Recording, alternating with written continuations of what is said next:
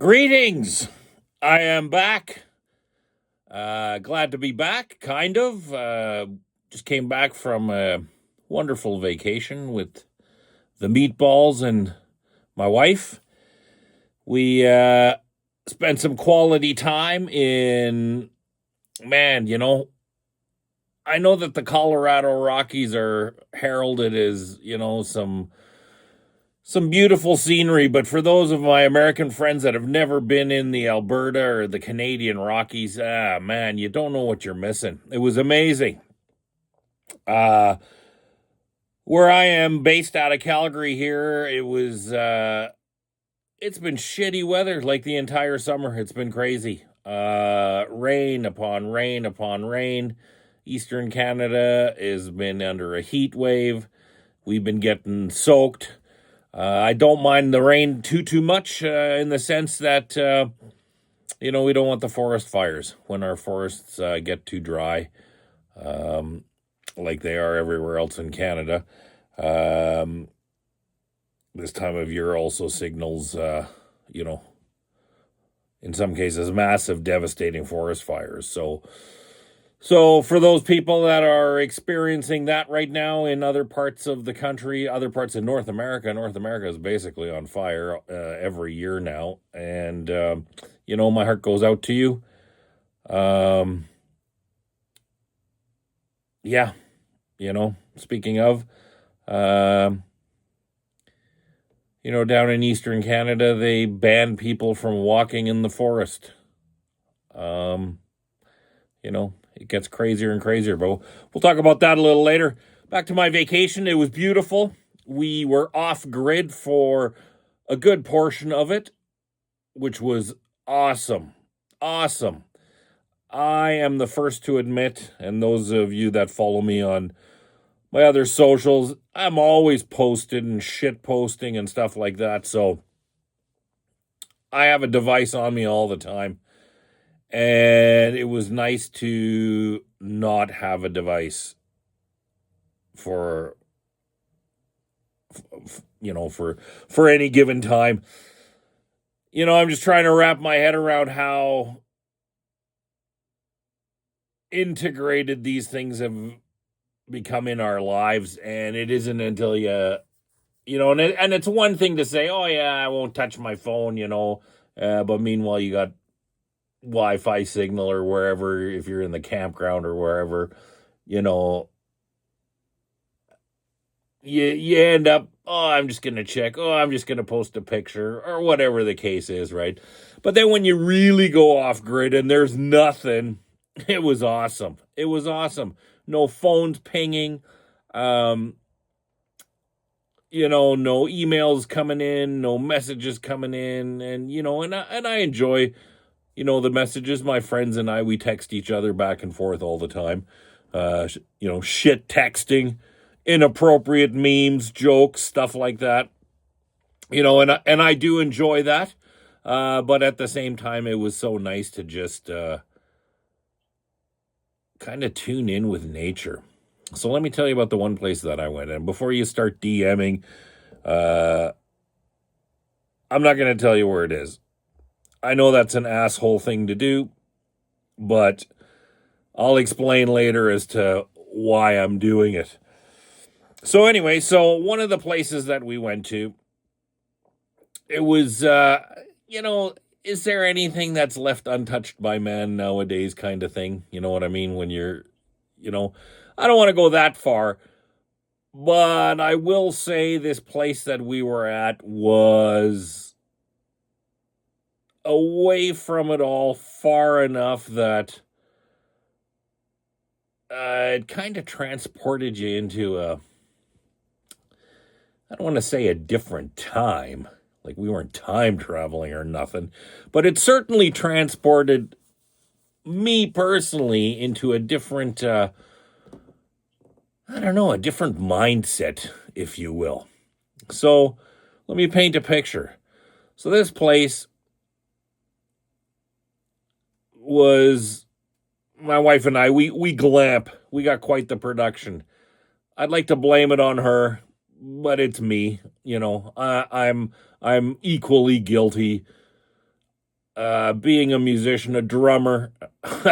I remember once one of my fellow musician friends, they said, Sasha, you got the most gear I've ever fucking seen from a drummer, you know, and that kind of translates into, I think, everything I do. Um, it wasn't until 4 years ago I had never been camping, if you can believe it. I mean, I did go as a kid once upon a time with school.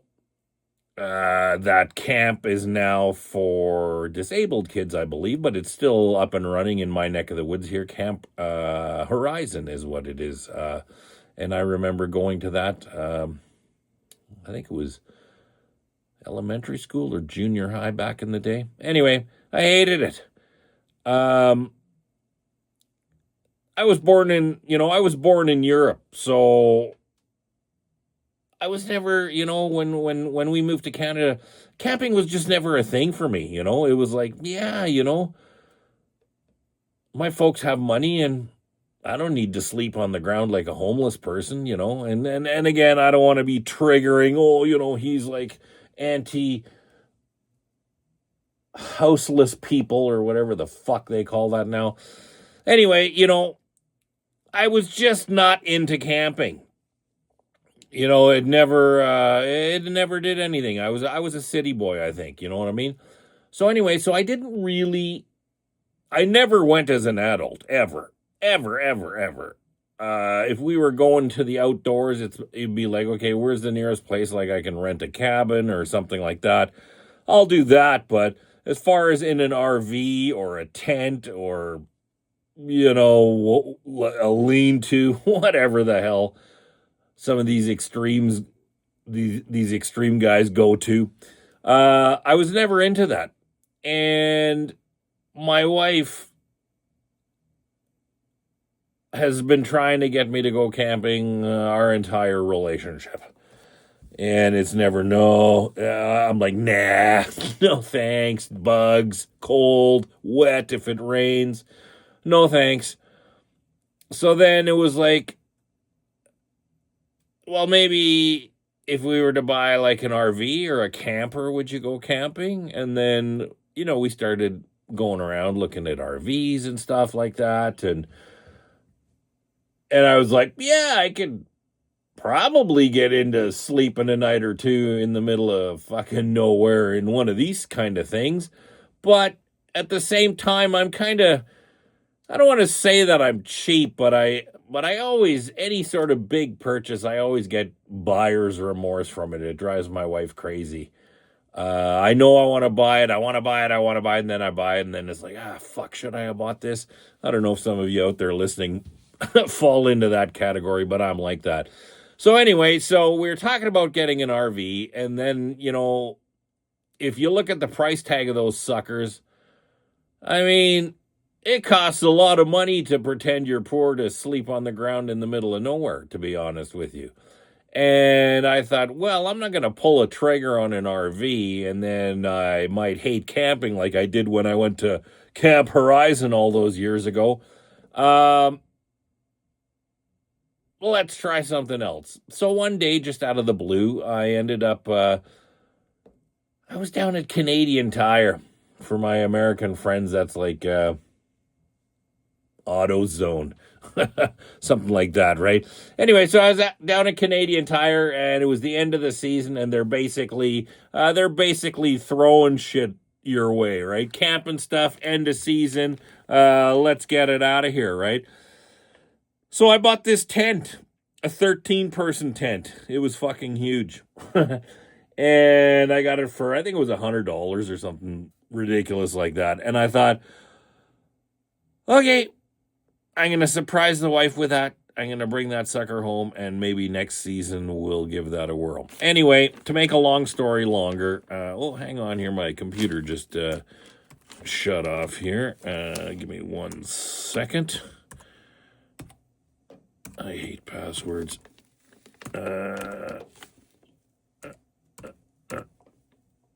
And we're good. Sorry about that. So anyway, where was I? So I thought, I'll surprise her with it. I'll get this tent and maybe next season I'll finally, you know, live up to my word and go camping. Anyway, she got me out camping and I've never looked back. I loved it. I'm kind of disappointed in myself that, I'm of the age that I am and I live in one of the most spectacular places as far as access and scenery and in the world. Literally, you step out my front door, go down my driveway, hang a left and a right. You're pointing west, drive into the sunset, and within 20 minutes, you're like in the foothills of Alberta. Magical sunsets, bears, wolves, clean rivers. It's beautiful. So anyway, so she got me camping and I've never looked back. And now I'm doing this off-grid thing and I'm absolutely loving it. We were out there. We did not see another soul it was like 3-4 days before we actually seen someone. And it was magical. At night, it was nothing but clear skies and stars in the sky. And in this valley that was below where we were set up, there was buffalo roaming because this was all on indigenous land, right? So, they just treat Mother Nature different in those places, and you can tell, maybe not right away because, it's all green and it's all lush, but you can tell pretty darn quick because one of the things that I noticed when we were camping, there was not one mosquito, not one. The entire week. My wife and I, we bought these USB rechargeable fucking things from off, thermocells or whatever they're called. And those things work great. Don't get me wrong. I'm not being sponsored by them either. But those things work great. But we didn't even have to take them out of the box when we were there for the first week. No mosquitoes. But you know what I did see at night when it was kind of dusky and you'd look up at the sky? Bats. You'd see fucking bats flying around. And what I learned pretty quick when we were out there was that this place was on the natural cycle of things, that bats eat mosquitoes and mosquitoes do whatever the fuck they're supposed to do while they're alive. And, we didn't see vermin biting flies, anything like that anywhere the entire time that we were there. But like I said, there was bats and other things and stuff like that. And I'm totally cool with that because it was like awesome not to be swatting at things and not to be getting eaten alive every time, you got out of the water or what have you. So then one morning we're eating breakfast or making breakfast. I got the bacon sizzling and stuff like that. And all of a sudden my wife is screaming and she's like, well, not screaming, but she's like, get your camera. So lo and behold, through the forest and through the thicket of trees, we see a couple of wild horses. Now, wild horses on the Indian reserves in Canada, Alberta especially, is nothing new. It's one of the last safe havens for these majestic creatures. In other parts of Alberta, they round those suckers up. If they're like on a farmer's land or whatever, they'll round those suckers up and then ship them to Japan to be slaughtered for meat, if you can believe it. Like, how crazy is that? Anyway, so we're cooking bacon and sausages and eggs and all the fixings, like a hearty camping breakfast. And all of a sudden we see a couple of wild horses coming through the trees. And then all of a sudden my wife is like, oh my God, there's more coming. We ended up with 15 of those suckers right in our camp, eating the grass and foraging and stuff like that. They hung out for about an hour. We didn't try to pet them. We're not like those kind of tourists, the ones that you see on the side of the highway trying to trying to pet a grizzly, and the next thing you know, they're on faces of death. Anyway, so these beautiful horses with their babies came into our camp, hung out for about half hour kind of thing. I was so proud of my dogs who just sat there. I put them on a lead, when the horses came in, because because I'm respectful when it comes to nature and stuff like that. Anyway, so I put them on the lead, and they were just sitting there at their picnic table and checking out these horses. It was magical. It was quiet. That was another thing out at this place, You can tell that they don't spray for weeds, and everything kind of just takes care of itself, if you live at one with it. And it was magical.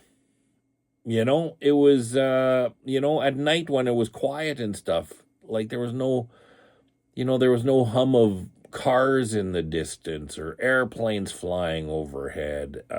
It was like you were at one with nature, and when it got dark, it was dark. At night, we could hear like the coyotes and the wolves hunting. Again, there was buffalo in the valley. For those of you interested, go to my Facebook page. I got pictures all over the place from it. It was just unbelievable. Unbelievable. And then, we kind of were making our way back.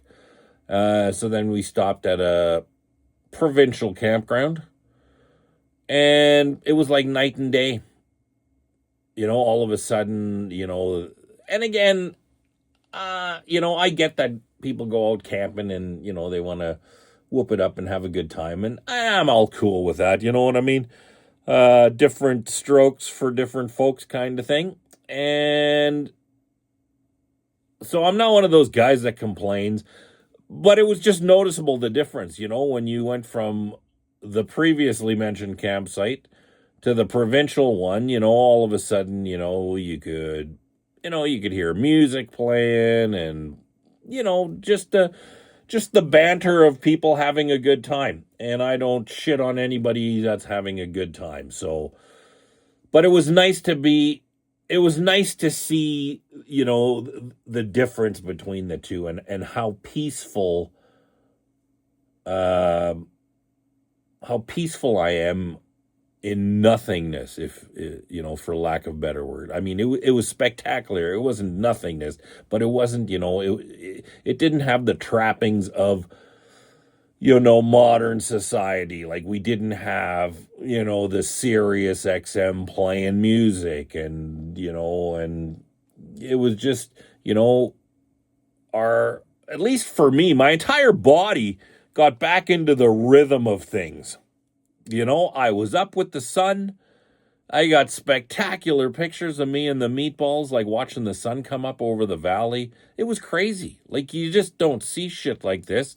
And I think this is my third or my fourth time camping now. And like I said, every time I go out, I kick myself in the ass and think, like, fuck, I missed so many years of doing this, and seeing this and experiencing this. And anyway, I'm glad that I'm doing it now. I have to thank my wife for dragging my ass out, and I'm full tilt. I posted pictures yesterday. I was like kicking around in the backyard, still had my hiking boots in from the day before. Not the day before, from the previous, like we were hiking during the day. Anyway, when we were hiking during the day, I'm going to start going into the show now. When we were hiking during the day, folks, we went to a few day use areas. I have a Kananaskis pass. I'm probably one of the first guys to buy the thing and faithfully renew it every year. I love my K-Pass. I wish I didn't have to pay for it, but if it's going to keep the trails maintained, clean, have a few extra park rangers on staff, to assist, when, with the bear warnings and cougar warnings and stuff like that, I'm all for it. It's what is it, $100, $90, something like that. I'm all for it, man. You register your plates, and then when you're in Kananaskis country, I don't know how they enforce it. I assume that they got somebody driving around, like meter maids kind of thing, checking license plates and seeing if it coincides with a park pass. So whatever. I don't know how they enforce it, but you register a couple plates, and you get a park pass for the year, and you get to enjoy. I would think one of the. I would think it's another wonder of the world, that's for sure, because you don't see lakes and forests and the majesty of the Alberta Rockies anywhere else in the world other than the Alberta Rockies. It really is magical. And any of my friends that I've spirited down to here that have come through, they have always left gobsmacked at the beauty and at the scenery, which is like literally, like I said, I can see it from my front doorstep, and within 15, 20 minutes, I'm kind of immersed in it. So my family uses that K-Pass, all the time. We definitely get our money's worth. We're hiking with the dogs. I got two big German Shepherds, and anybody with large breed or working breed dogs, man, they got a lot of energy, man. And so we're out in the woods, out in the rivers all the time, whenever possible. So we use that K-Pass. So having said that, we're, it's beautiful weather here in Calgary finally. Hot. I know it's a weekend. We decided, let's head down to some of the day use areas. We'll take the dogs for a hike, da-da-da-da-da. In all fairness, because I'm always dragging my ass, we did start a little late. But let me tell you this. We got to a very frequented by myself and the dogs day use area in Kananaskis country. We've been there. Man, I've had generations of my dogs swimming in that river. Back when Allenville Pond was actually still a pond, since the devastating floods many years ago here in this area. That's now just like basically two or three rivers. The pond itself, which used to be really blue and really deep, has literally been filled in and washed away, and it's now basically three rivers and running through the place. Lots of earth moved during those floods in that area. Anyway,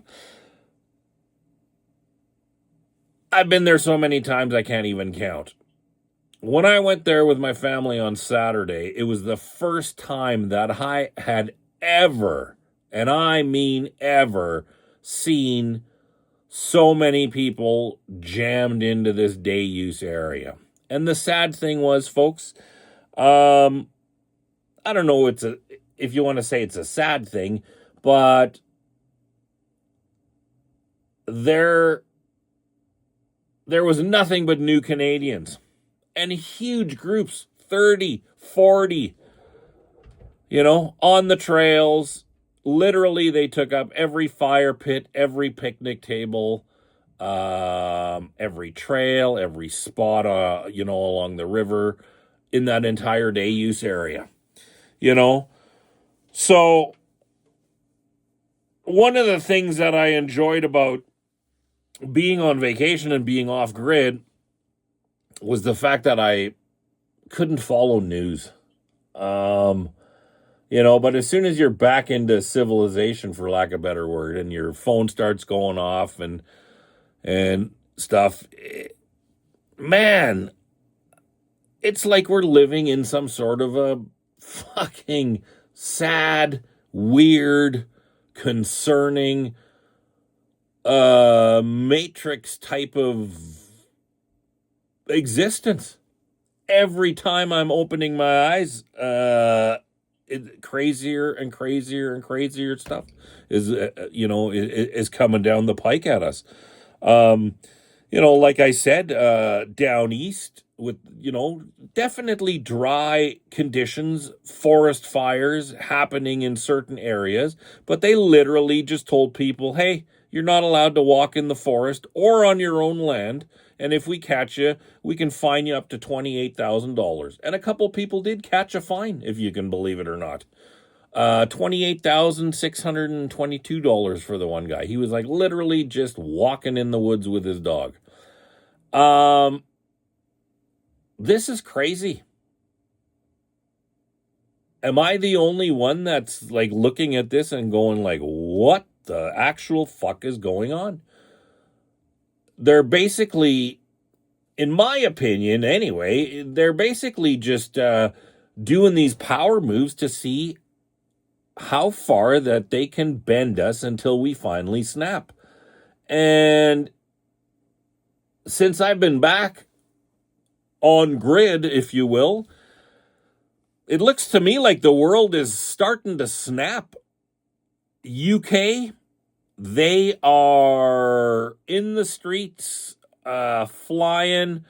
They put up over 1 million flags in the last week because, the city council and stuff like that all over the UK, they're pulling down the British Union Jacks and stuff like that. And they're pulling those down because it could be considered offensive or triggering to some people.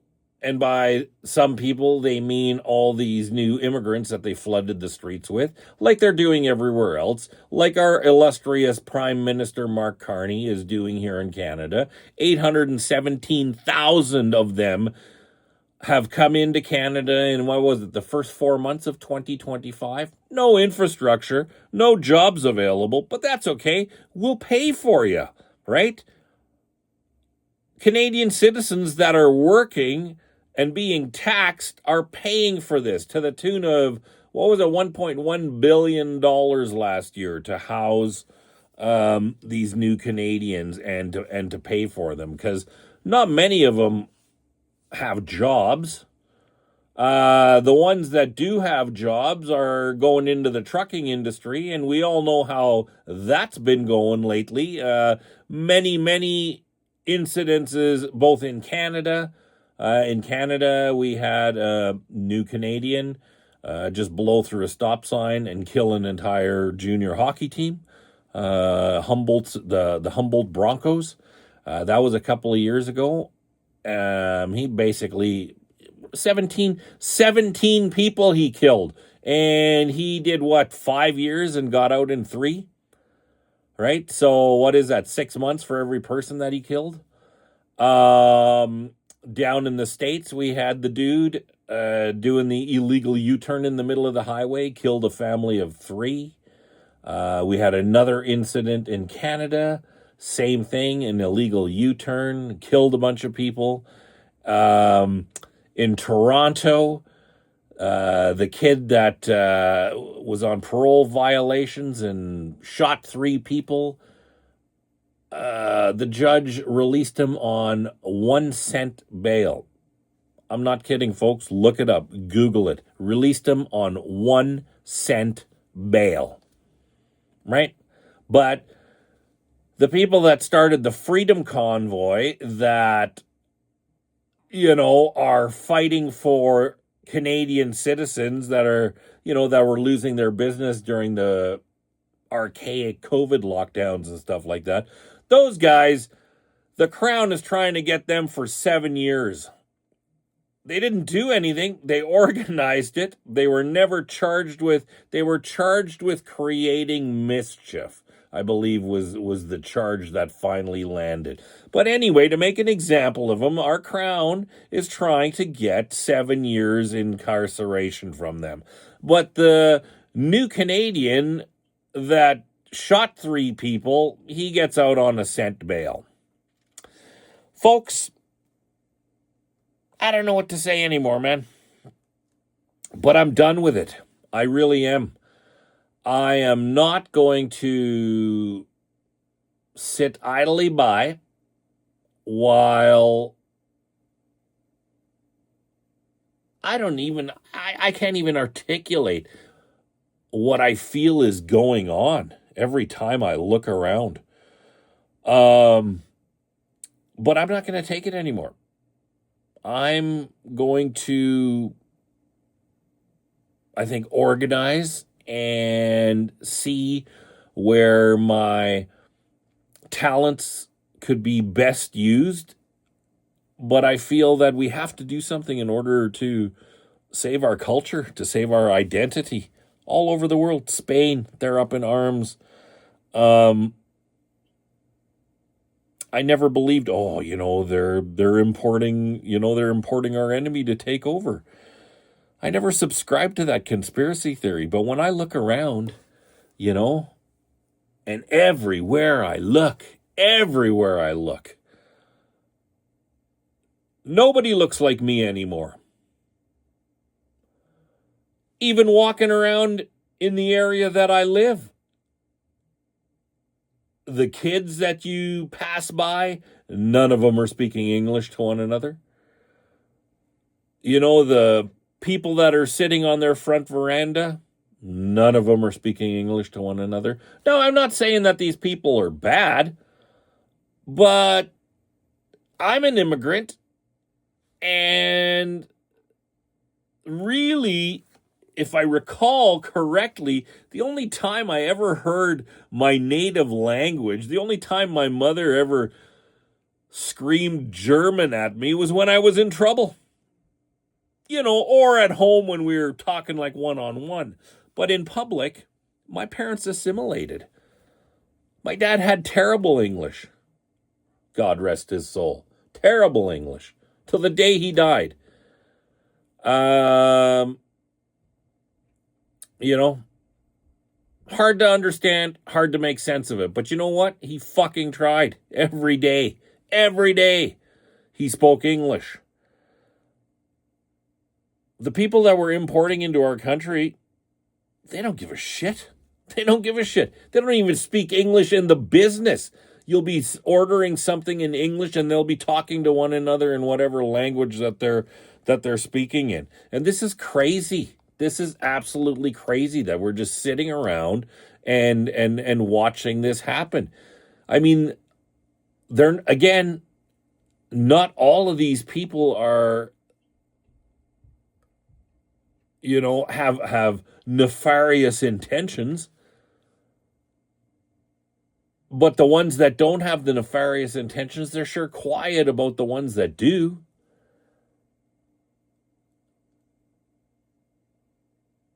And I mean, it's everywhere you go. Everywhere you go. We are becoming, and I'm not even white per se, right? Like I'm German and Italian, right? So anyway, I bitch and complain. But it's scary, man. It's scary what I see. I've never seen anything like it. It seems to me now at this point, it seems like a concentrated effort to do exactly what it's doing, to just fuck up our economy. I mean, you can't just import almost 1 million people every 4 months with nothing in place for them and then expect to fucking have the taxpayers foot the bill for it. And I'm done. And I'm done footing the bill. I'm done seeing these campgrounds just overrun, garbage everywhere. They shoot you, the stink eye, like you're the invader. It's like, wait a minute, I'm pretty sure that I'm pretty sure that I paid for your park pass with my tax dollars. Anyway, it's pretty fucked up, man. Everywhere you look, it's crazy. We had Vladimir Putin flew to Alaska, meet with President Trump. Pretty historic meeting, I would think. I think it's possibly forward momentum, or at least momentum in the right direction. You're never going to solve anything unless you start talking about it, right? And nobody was willing to talk to him about it. But of course, you have, your usual cabal of, Democrat, the sky is falling naysayers, right? They just can't cut Trump some slack, man. Nobody else was talking to Putin. You know, why would you shit all over this guy's parade that he's trying to get some sort of foothold in order to make peace and end the war? Now, did anything come of the meeting? Doesn't look like it. Looked more like a big dick swinging contest for Donald J. Trump, which was kind of cool. I loved the look on Putin's face when the fighter jets with the B-52 buzzed over their head. He probably shit a little. Anyway, so did anything come of it? It doesn't look like it, but it's at least dialogue being started. Then, of course, we had Zelensky with his EU friends visit old Donald J. in the White House. This time he wore a suit. I guess he learned his lesson and decided to go to Moores for a fitting. Anyway, the reporter that grilled him last time even commented on the fact that he was wearing a suit. And instead of just laughing it off and taking it, in stride, no, he had to, oh, yes, but I see you're wearing the same suit. It's like, you fucking sawed-off little douchebag. Fucking here you are, fucking a welfare queen coming with your hand out, and you're still a dickhead. Anyway, so they're trying to do the ceasefire. Nothing has come of it yet. There's certain things that obviously Russia wants that Ukraine wants no part of. I think they invited Zelensky to Moscow for a one-on-one visit with Putin. I'm all for progress and communication, but hey, Zelensky, I wouldn't go if I were you. You know what I mean? Anyways, all indications are that he's willing to meet, but it has to be in neutral territory, which is probably a fucking smart thing. I couldn't, what are you going to do when he's in Moscow? Whoops, sorry, his borscht blew up in his face. Anyway, so they're trying to make headway. I don't see anything coming down the pike as of yet, but at least, if they're talking about stopping the war, they ain't talking about nuking everybody. So that's a win-win in my column. So then bounce into our other war with our God's chosen people, the state of Israel. They are not winning the popularity contest, that's for sure. And, it's not hard to see why.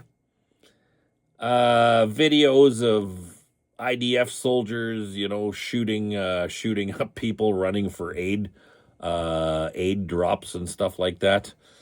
Drone striking, what was it, a 9-year-old girl carrying water. Again, right? Like, who am I to say this, nowadays with this AI shit, fuck, you don't know anymore. You really don't know. But, let's be honest. Does the state of Israel have the right to retaliate after the October 7th? Yeah, absolutely. No doubt about it. I am not a fan of Hamas or any of their cohorts. That doesn't make me an Islamophobe.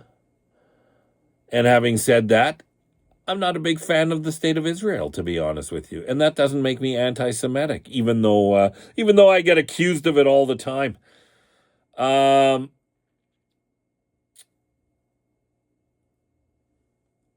What are you going to do? What are you going to do in this case, right? I think the state of Israel has certainly overreached their retaliatory tactics. I mean, Gaza is like leveled, is it not? They're starving people to death, preventing aid from going in, so are we that place in society now that, if you criticize that kind of stuff, oh, you're a Jew hater. I'm not. I have Jewish friends. Um, I've never really asked them how they feel about it. I know one of them is kind of like, yeah, I think we've gone a little too far this time, you know. And I have friends from the Middle East, I have a diverse group of friends, which is really cool because you can kind of, get the gist of what's going on through their eyes, many of which have, family that still lives in these war zones. I know that I got probably some of my Ukrainian boys listening in. Del Biops. Just kidding, guys. But I got some of my Ukrainian boys listening in, and we sit around and I'll ask them. I'll be like, "What the fuck is going on, man? Like, what's going on?" Some of these guys, they had to go and renew their passports, and they have to go, to get it done here through all the red tape and shit. It can take months and months and months. But if they go back to their country or close to their country, they can kind of like walk in and walk out and get it renewed kind of thing, right? So some of these dudes have actually been like, hey, I'll see you in 2 weeks. I'm going to Kiev or whatever to renew my fucking passport. I hope I make it back, right? And like that shit is just crazy to me because I've never lived that. I've never lived where if I return home, they might snatch me off the street and, give me a slingshot and and a bag of beef jerky and throw me on the front lines. But this is the world we live in the year 2025. We're still fucking shooting each other and blowing each other up over fucking imaginary lines in the dirt, separating my street from your street and stuff like that. But hey, that's the world we live in. And, you just shake your head, all this strife, and I've said it before. It's like, the people that profit off of war, they love this shit. They don't care who wins, Do you think you think the people at Raytheon and any of the Halliburton and stuff like that, you think that they care that we can't have the Ukrainians fighting Russia?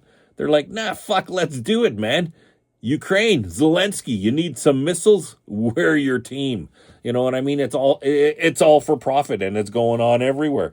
Here in my own country, it's a shit show. Thank God we got a badass premier here in Alberta, Daniel Smith. We had an incident last week down in Toronto. Some fucking crackhead broke into a guy's house with a crossbow, so he's armed. The guy, and I didn't read all of the story, the guy either shit kicked him or used a knife or something like that. Anyway, to fend off his attacker. He got charged. We have no castle laws in Canada like they do in the United States. So that has been pursed on the lips of Canadian patriots as of late, that we need castle laws and we should be fighting for castle laws. If you can't defend yourself, if you're going to get charged because you fucking beat the shit out of a guy that broke into your home and the law is more on his side than on your side, there's something very, very wrong with what's going on. So anyway, so our badass premier Daniel Smith was asked by one of these, CBC bootlickers, yeah, with the recent goings on, down east with the guy who was charged, do you have anything to say to that? And she's like, yeah. She says, if you don't want to get shot and beat up, don't break into people's houses, to a roar of applause. Roar of applause because, yeah, that's that's the natural order of things. Like you don't want to go around beating people up on the street and killing them on the street and stuff like that, right? That's wrong. But if somebody like at 3 a.m. this incident happened, right? So if somebody's coming into my house at 3 o'clock in the morning with a crossbow, he's not here to taste my wife's peanut butter cookies. You know what I mean? So I'm telling you right now, man, anybody who wants to break in my place, I don't give a shit about the law. I'm not afraid to go to prison, man. You break into my house, man, you'll be leaving in the back of a meat truck. As God is my witness, I will stand and fight for my family and my safety. So, yeah, so basically she said, yeah, if you don't want to get shot or beat up, then don't break into people's houses. Seems like a no-brainer. On other localized news, thank goodness, is our beloved Pierre Poilievre won his riding. He had like 200 some people from the longest ballot, these traders put their name in, to kind of divide all the votes up and stuff like that. But he still won by a landslide. So is he going to be our next prime minister? It would be nice if he was. I'm not completely sold on the guy yet, but he certainly is saying all the right things. And he strikes me as the kind of guy that would, again, they're all just different wings of the same bird, as I always say, but, you got to have some hope somewhere. And I would have hope. Or Danielle Smith, if you're listening, I would certainly give you my vote for prime minister, because you're a badass lady. And thank God that we have you here in Alberta right now. I could only imagine how much worse it could be if it wasn't for that ghoul, if that ghoul Rachel Notley was still running the show, or God forbid, that purple poofter Naheed Nenshi. Anyway, so Poilievre wins. So if Carney ever grows a pair of balls and fires up Parliament again, it'll be nice to have Mr. Poilievre across the aisle giving him the fucking gears like he did to Justin Trudeau. I personally think he was part and parcel of why Justin Trudeau actually ended up resigning. So congratulations, Mr. Poilievre. I am glad that you won your riding, and I wish you all the best, because I'm not holding my breath. I don't have a lot of hope for where our country is headed at the moment. Here in Alberta, you got these people that are like, Canada forever, right? And it's like, hey, I would love to be part of Canada forever, but if our vote doesn't matter in anything, right? Like our vote doesn't sway anything as far as what the East wants to do. It doesn't even sway as far as, hey man, maybe we can renegotiate these equalization payments. Nope. Sorry, folks. We don't want to do that for you either, right? So, I don't want to separate, but, it's looking more and more that it really is the only option. Or, probably the best option right now.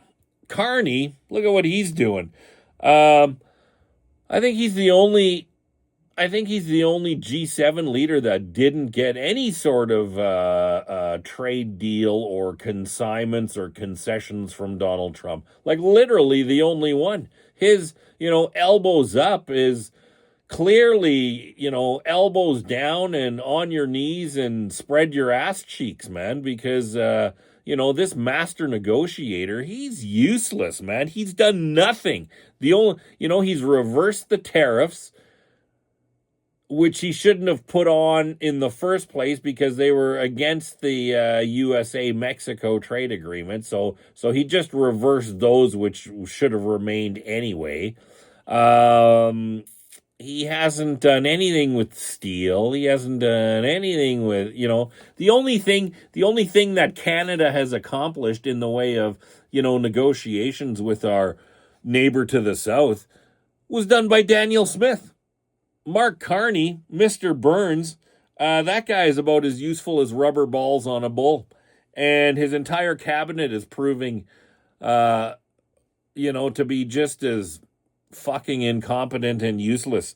His minister with the buyback gun program, who a month ago didn't know what a restricted gun permit is, but he now says by next year it'll be in full swing and we'll be able to buy all these guns back. Brother, man, give your toque a spin, bro, because you're not getting anybody's guns, man. You guys have let the cat out of the bag, and if you think that, sure, there's going to be, these soy boy cuckolds that are, oh yeah, here you go, sir, here's my gun, thanks, but I don't think that that's going to play out in the West. Maybe down east where you guys are busy painting rainbow crosswalks and, bolt and tampon machines in the men's bathrooms and stuff like that.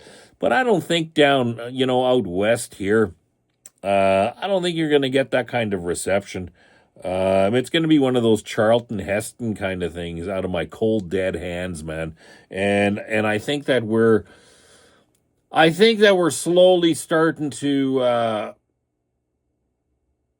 wake up, or to come to grips as to, holy fuck, man, what's going on? How did we get here? This is like one of those, high school benders that you go on and, you wake up 2 days later and go, holy fuck, whose shoes are these? And, I don't recall having a red dented car. But that's what it's like. It's like, this is not the Canada that I grew up in.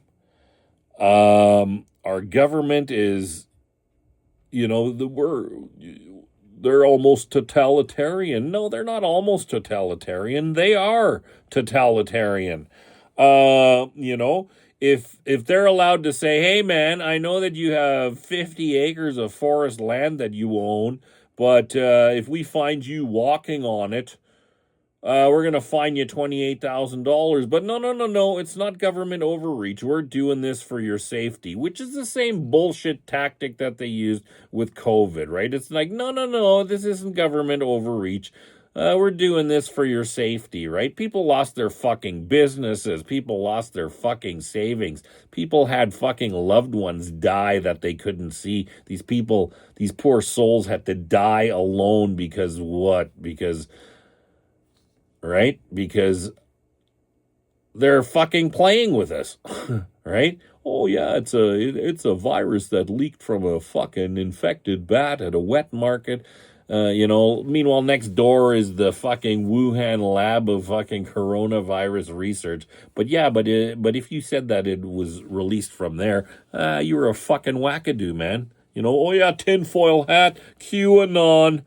You know what I mean? And it's all true now, right? From what we know now. The vaccines have killed more people than COVID did. We stuck perfectly healthy, innocent children with experimental drugs who had a perfectly good immune system, and we filled them with fucking experimental fucking drugs because it's all for our safety, folks. Don't forget, it's all for our safety. All these genetically modified foods, it's all for safety. It's all for the good of the fucking people. Anyway, if you guys still believe in this fucking bullshit, I got a bridge in Brooklyn to sell you. What else can we talk about, man? I don't know what else to cover, folks. It's been a crazy couple of weeks. I was glad that I was gone for it, but when I came back, all sorts of shit. Candace Owens, the president of France, has hired a company to sue TikToker or influencer, podcaster Candace Owens. And if you don't follow Candace Owens, you should check out her stuff. It's actually pretty wild. Anyway, he's suing her because it wasn't even her that let the cat out of the bag. Anybody that's seen, Brigitte Macron, that's a dude. Come on. You know what I mean? That's a dude. Look at the hands. Look at the face. Look at that fucking helmet wig that thing is wearing.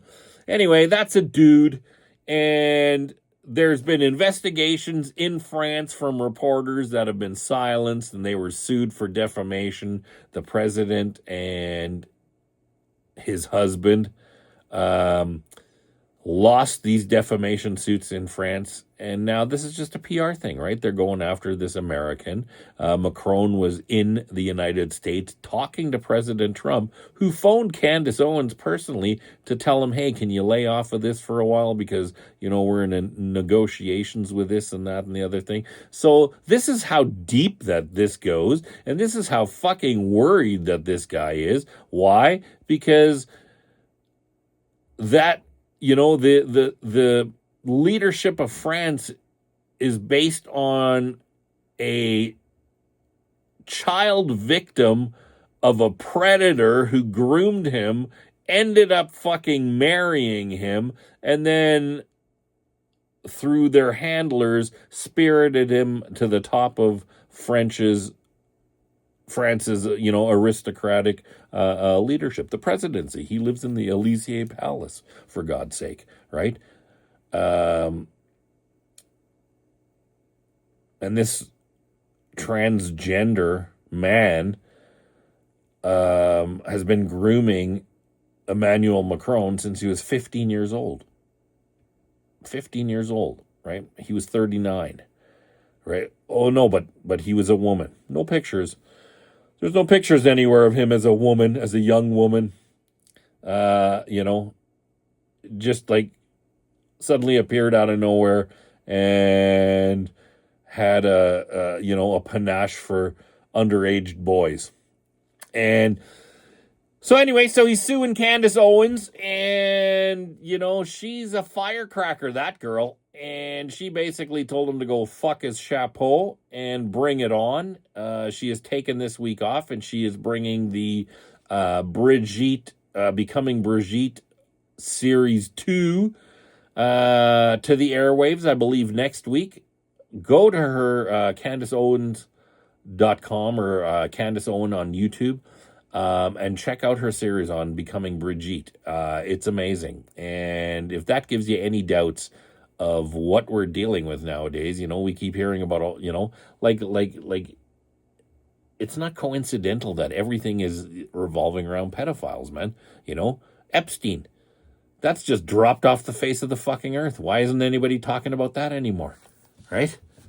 Where's the list? Oh, now there was no list. And the DOJ, they interviewed Ghislaine Maxwell in prison, and they report that Ghislaine Maxwell said, no, there was never a list. Sure there wasn't. And Donald Trump wasn't on the list, and neither was Bill Clinton, right? So for how many years were they talking about this list and that they're going to release, the videos and the list and same with the Diddy case. These people are just so set up in intelligence agencies. Epstein was clearly, he was like a college dropout, and, who became a billionaire, who owned islands and numerous jets and was this prolific pedophile. And he just, right, all the information, P. Diddy, same thing, right? Oh yeah, no, there's really nothing to see here, man. And this pedophilia and deviancy, and it just pops up everywhere. It just pops up, and it keeps popping up, but there's nothing to see here, folks. So anyway, thanks for coming back and joining me for, I guess this is episode 9. I want to bring you some other content. One of my friends told me, fuck, dude, you should try to get away from politics. And I agree. I told him, I agree. I'm not a political person, or I don't think I ever was a political person. And when I started this whole podcast thing, I wanted it to be more like of a variety show, where I, maybe bring in some of my musician friends and stuff and talk to them, and maybe I'll do that, in the near future here. But as I told him, I told him I just cannot talk about it, even if there's only 5 listeners. The fact that I am looking at myself here on the screen as we speak and as I'm recording this, maybe it's cathartic and therapeutic for me to talk about it, because it prevents me from fucking losing my mind. When I'm looking around, I feel my culture is in danger. I feel my country is in danger, and I feel that these evil globalists who want to create control out of chaos are well on their way, of making it happen. The push with the electric vehicles. And did you catch the YouTube video of the fella driving, I think it was in Santa Monica, California, driving his Tesla, and all of a sudden in the middle of traffic, the thing just shut off, and something popped onto the screen that something due to something we have suspended the use of the operation of this vehicle. And if you folks think that that's a conspiracy theory, that's why they want everyone in electric vehicles and electric cars, your eyes just aren't open, man. Your eyes just aren't open. They don't give a shit about the fossil fuels and what it's doing to the planet. They give a shit about controlling the masses, because they see that now that the veil has been lifted through, mommy sleuths and the internet and the age of information, they know that they're losing grip on the people that they're trying to control, because they can't disseminate their narrative fast enough as it travels the airwaves through the internet. Again, in my home country, Canada, we're being censored. I tried to share an article that was written in Canada by a Canadian publisher, and I was trying to share it on my Facebook page. And for those of you that follow me on the socials, I posted the picture that you can't share. This content is prohibited to be shared in Canada. Written in Canada, about Canada, by a Canadian, but because it doesn't paint the government in a good light, well, I guess we can't share it, right? And oh yeah, we're on the verge of totalitarianism. No. We're not on the verge, man.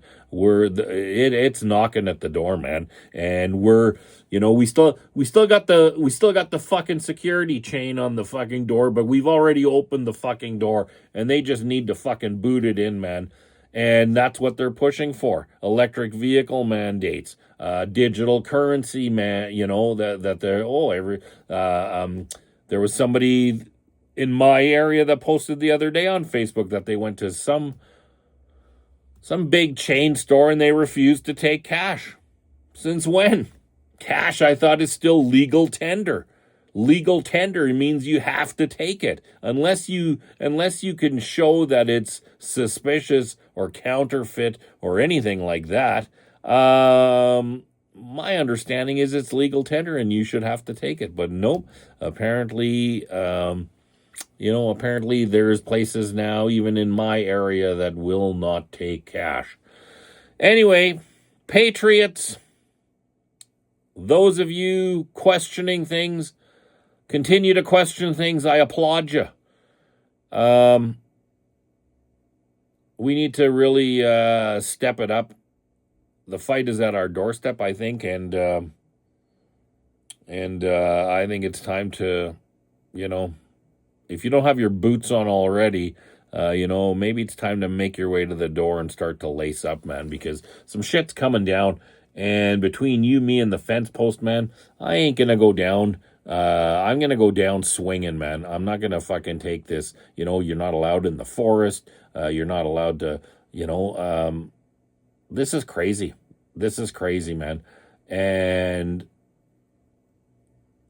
I think that whether you like Trump or not, um, I think that the United States is, you know, literally, I think the last fucking glimmer of hope in order to fucking turn this around.